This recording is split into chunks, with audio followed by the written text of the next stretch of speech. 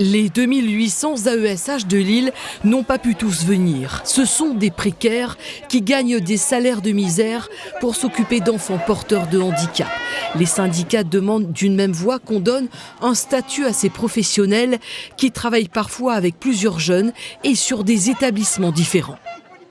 Il faudrait donc construire un emploi qui permet de vivre dignement et sereinement de ce métier. Vivre dignement, ça passe par une revalorisation de la grille indiciaire de rémunération. Ils ne peuvent pas continuer à travailler en tant que personnel précaire. Ça fait des années, il y en a beaucoup qui sont précaires et on ne peut pas faire une vie de précarité, d'autant plus que le gouvernement a rallongé de 2 ans de plus l'âge de la retraite.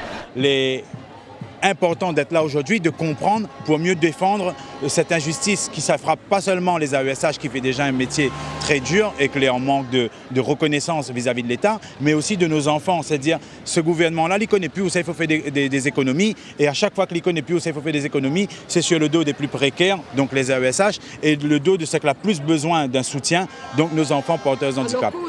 Statut, salaire, métier, une mobilisation pour les droits, mais aussi pour dénoncer les nouvelles missions qu'on voudrait leur donner. Le gouvernement propose de fusionner le métier d'AESH avec celui d'assistant d'éducation afin d'augmenter leurs heures de travail. Nos métiers ne sont pas les mêmes, n'ont pas les mêmes fonctions, nous ne pouvons pas être fusionnés. Et on ne peut pas être déplacé comme ça, nous sommes des pions, on voudrait une revalorisation de notre travail, un vrai statut et pouvoir accompagner les enfants correctement. Nous, on fait avec ce qu'on a.